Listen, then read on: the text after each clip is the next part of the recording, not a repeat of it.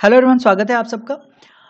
इस वीडियो में हम समझने की कोशिश करेंगे कि 5W1H जो है फॉर्मूला उसको किस तरीके से यूज़ करते हैं और उसको यूज़ करना क्यों ज़रूरी है। किसी भी टॉपिक को अगर आप कवर अप कर रहे हैं, चाहे वो कोई भी विषय हो, कोई भी सब्जेक्ट हो, आप 5W1H का फॉर्मूला ज़रूर यूज़ करें। क्योंकि जब आप 5W1H का फॉर्मूला यूज़ करते हुए किसी भी पर्टिकुलर टॉपिक को किसी भी सब्जेक्ट के अंदर कवर अप करते हैं तो होलिस्टिक वे में आप उस पर्टिकुलर टॉपिक को कवर अप कर लेते हैं। वहाँ से जो भी प्रश्न बन सकते हैं उसका जवाब दे पाने में आप बहुत हद तक सक्षम हो जाते हैं। 5W1H में क्या क्या आता है, तो 5W से जो प्रश्न बनते हैं और एक H से जो प्रश्न बनते हैं उसे आपको पूछना होता है खुद से। कोई टॉपिक आप पढ़ रहे हैं तो आप पूछिए कि ये जो पर्टिकुलर चीज़ है ये कब हुई। उसके बाद फिर आप पूछिए कि ये पर्टिकुलर जो चीज़ है ये कहाँ हुई, वेयर। उसके बाद फिर आप पूछिए कि ये पर्टिकुलर चीज़ क्यों हुई। देन आप पूछिए कि इसके अंदर वो कौन कौन से लोग थे जो इन्वॉल्व हुए थे, वो कौन कौन से लोग हैं जो रिस्पॉन्सिबल हैं इस चीज़ को लाने के लिए या इस पर्टिकुलर इंसिडेंट के होने के लिए। देन आप पूछिए कि क्या इम्पैक्ट पड़ा था, what was the impact of that particular thing. और जब भी आप इम्पैक्ट की बात करते हैं तो कम से कम मिनिमम आपको 3 डायमेंशन जो है कवर अप करने हैं। उसके अंदर आ जाएगा economical dimension, then social dimension and political. Means social, political and economical dimension अगर आप कवर अप कर लेते हैं तो बहुत सारी चीज़ें जो हैं उसके अंदर ही आ जाती है। उसके बाद आप प्रश्न पूछें कि ये जो पर्टिकुलर चीज़ है ये कैसे हुई, हाउ। तो जब भी आप किसी टॉपिक को कर रहे हैं, पढ़ रहे हैं, तो आप सबसे पहले प्रश्न पूछिए कि ये कब हुआ, कहाँ हुआ, क्यों हुआ, कौन कौन लोग इसके अंदर इन्वॉल्व थे, कौन कौन लोग इस चीज़ के लिए रिस्पॉन्सिबल हैं, क्या इसका इम्पैक्ट पड़ा और कैसे ये जो चीज़ है ये आगे बढ़ी थी या इवॉल्व हुई थी।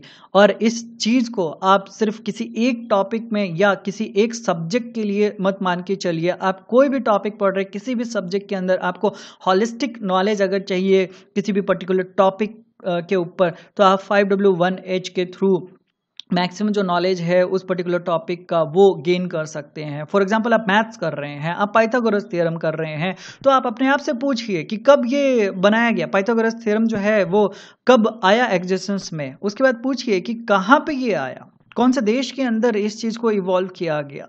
देन आप प्रश्न पूछिए कि पाइथागोरस थ्योरम की ज़रूरत क्यों थी, क्यों इसे बनाया गया।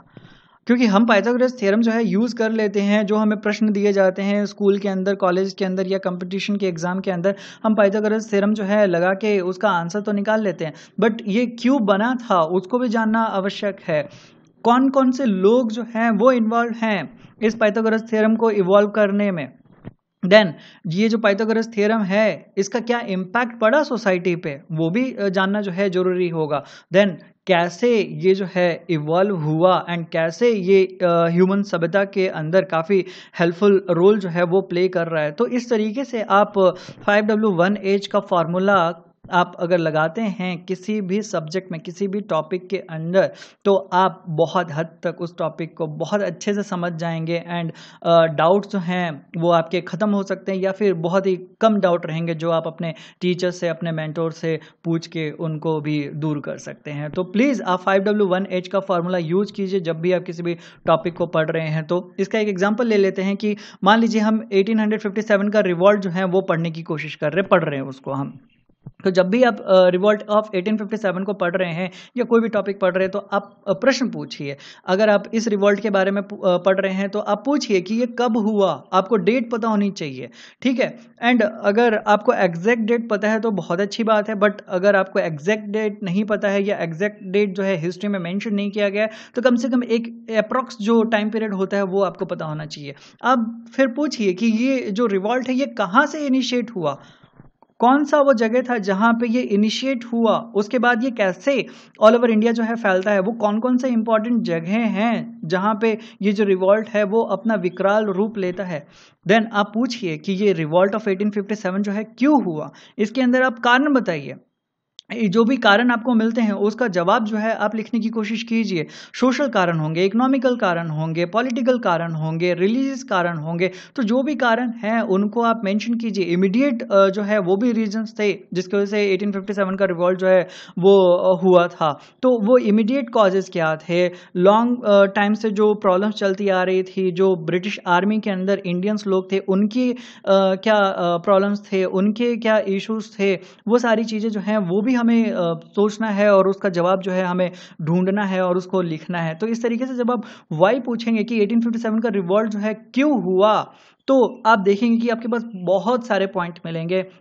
एंड जितना आप पॉइंट कवर अप करते जाएंगे, जितने डायमेंशंस को आप जो है एनालाइज करते जाएंगे, उतना ही अच्छे से ये जो टॉपिक है ये आप कवर अप कर पाएंगे। उसके बाद फिर आपको पूछना है कि कौन था रिस्पॉन्सिबल 1857 के रिवॉल्ट के लिए, कौन कौन से लोग थे जिन्होंने काफ़ी इंपॉर्टेंट रोल प्ले किया, कौन से एरिया में किसके लीडरशिप के अंडर में ये 1857 का रिवॉल्ट जो है लड़ा गया।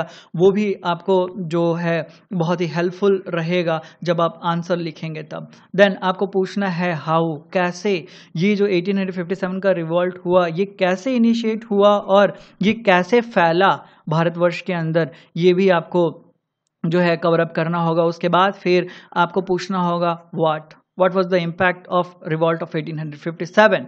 1857 का इम्पैक्ट जो है भारत के ऊपर क्या पड़ा, इसका इम्पैक्ट ब्रिटिशर्स के ऊपर भी हमें देखना होगा कि इसका इम्पैक्ट ब्रिटिशर्स के ऊपर क्या पड़ा, ओवरऑल जो सोसाइटी है उसके ऊपर क्या इम्पैक्ट पड़ा, सोशल क्या चेंजेज आए, इकोनॉमिकल क्या चेंजेज आए, पॉलिटिकल क्या चेंजेज आए, आर्मी के स्ट्रक्चर में जो ब्रिटिश आर्मी थी उसके स्ट्रक्चर में क्या चेंजेस जो है लाए गए जस्ट बिकॉज ऑफ 1857 का रिवॉल्ट। तो इसका इम्पैक्ट जो है वो हमें अलग अलग डायमेंशंस में सोचना है, उसका आंसर जो है हमें ढूंढना है और उसके बाद फिर आंसर जो है हमें प्रिपेयर करना है। तो इस तरीके से आप देखेंगे कि अगर आपने किसी भी टॉपिक को कवर अप किया है 5W1H से, तो मैक्सिमम जो प्रश्न बनते हैं उसके जो आंसर्स हैं वो आपके पास रेडी रहेंगे। सो आज की वीडियो में इतना ही। उम्मीद करता हूं कि ये जो मैंने बताया 5W1H ये आप यूज़ करेंगे और जितने भी टॉपिक्स आप कवर करने की कोशिश करेंगे उसमें आप 5W1H को ज़रूर ही इस्तेमाल करेंगे और इसका बेनिफिट जो है आप भी ले सकेंगे। That's all. मिलता हूँ मैं अगले वीडियो में। Till then take care, bye bye, thank you.